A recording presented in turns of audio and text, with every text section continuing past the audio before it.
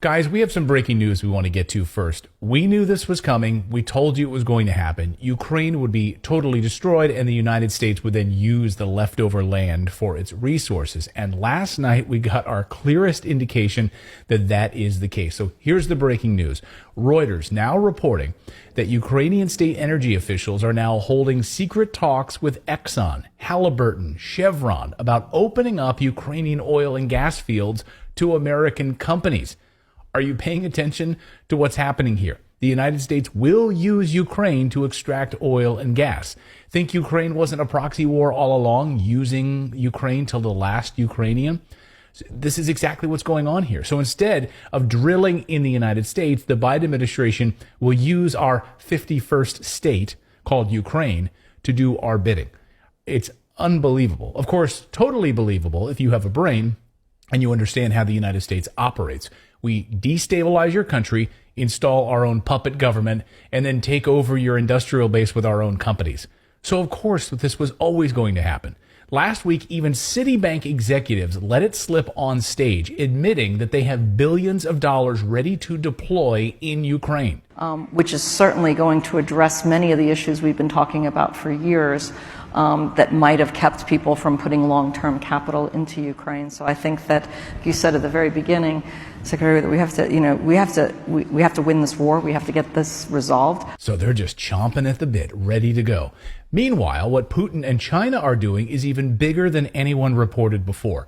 And the West is in massive trouble, and it will affect all of us, from food prices to the dollars in our bank accounts and how we even heat our homes. We're seeing food shortages on the rise once again. I'll show you those numbers in a moment. So this is big. We're learning a lot of new details this week over what agreements Russia and China just put in place a few weeks ago when Xi Jinping was in Moscow, and militarily how they're aligning themselves to protect those new agreements. We'll get into those details in a moment. We've got a lot of new data to go over, a lot of things moving us towards the Great Reset. I see the need for a Great Reset. But first, you'll be able to tell your kids where you were when the global world order was changed forever and how all of it was self-inflicted. These are self-inflicted wounds. Western leaders were well aware that their energy policies and sanctions against Russia were ill-fated from the beginning. You all have brains. You're smart people. Imagine if you were in those meetings for a moment. Let's just role play for a second. And they said, John, let's pretend your name is John. John, here's our plan. We want you to approve this plan. Here's what we're going to do. We produce none of our own energy here in Europe. You know that, John. So here's what we came up with. The United States called us up on the phone, and they said, we're going to blow up your Nord Stream pipeline, which delivers cheap natural gas from Russia to Europe. Now, when it blows up, we will be forced to buy natural gas at 5 times the price from America. So that's part one of the plan. We really like that part of the plan. The next part of our plan, John, are you paying attention so far? It's a really good plan so far, John, don't you think? Okay, the next part of the plan will make Klaus Schwab and the World Economic Forum very happy. We want to make those guys happy. The next part is really going to be good. We're going to turn off and shut down all of our nuclear power plants, throwing Europe into an energy black hole. Now, John, we've worked really hard on this plan. What do you think about it? Can you imagine? But this is what these idiots came up with.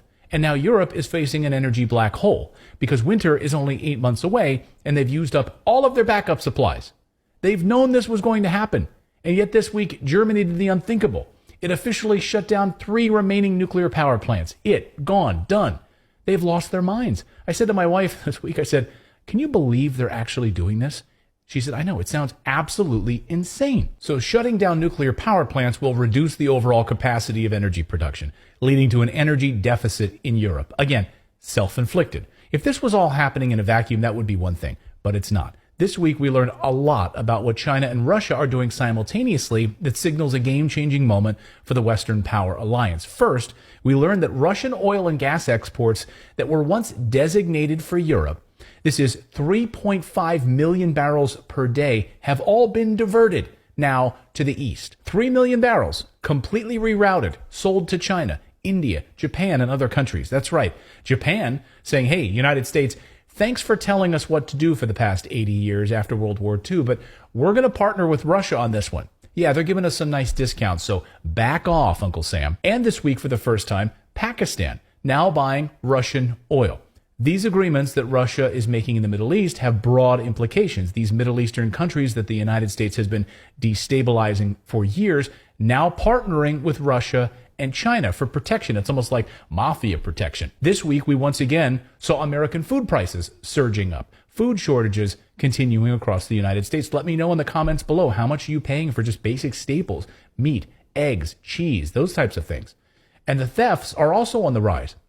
Many retailers now putting their items under lock and key. Take a look at this Target store in San Francisco, California. Everything now behind a lock and key.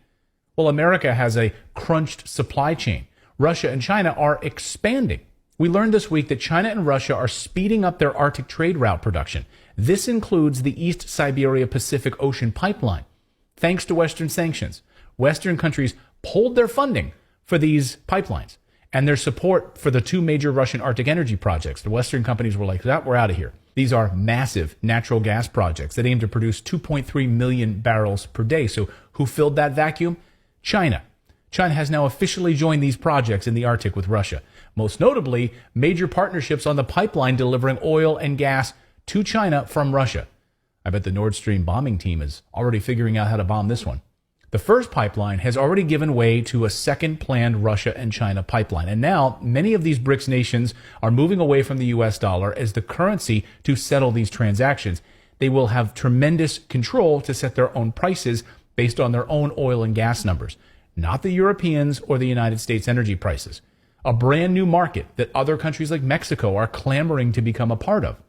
Many experts believe the next major war won't be fought on land at all. No, it'll be fought in the Arctic Circle. Why? Well, what most people don't know is because Russia doesn't really talk about this, is what Russia is doing in the Arctic. Now, you've all heard about China's Belt and Road Initiative, which creates shipping lanes and rail infrastructure and trade routes through Asia, the Middle East, Indochina. But what you might not have heard about is Russia's Arctic Road, which is virtually doing the same thing, removing dependence on the Suez Canal, the Panama Canal, and they're doing it with the help of China now. What I can tell you is the United States is behind. We're behind all the other Arctic nations. They have dealt with this. They've gotten way ahead of us. The Russians made it a strategic priority. Even the Chinese are building ice-breaking tankers. Now, why are they building icebreakers? We're way behind. We learned that among the agreements China signed with Russia a few weeks ago were major military and trade agreements for the North Arctic shipping lanes. The new trade route through the Northwest Passage will take 25% of the time that it would normally take to travel through the Suez Canal or the Panama Canal, shaving 25% off that time. If Russia adds the Arctic area to the Russian territory, they will have their hand on roughly 16% of the world's untapped oil and 30% of the world's undiscovered natural gas that lies beneath the Arctic Ocean. Why do you think Norway, Finland, and Denmark are becoming increasingly hostile to Russia? It's not about Ukraine, it's about the Arctic. This week, Norway booted out 15 Russian diplomats. Russia said they will respond. Norway supplied the boats and airplanes and a lot of the planning that helped blow up the Nord Stream pipeline. War is coming to the Arctic Circle. These agreements between Russia and China are forever changing the power dynamic. If we see war in the Arctic in the next few years, you'll know exactly why. So that's the news update part of today's video. Now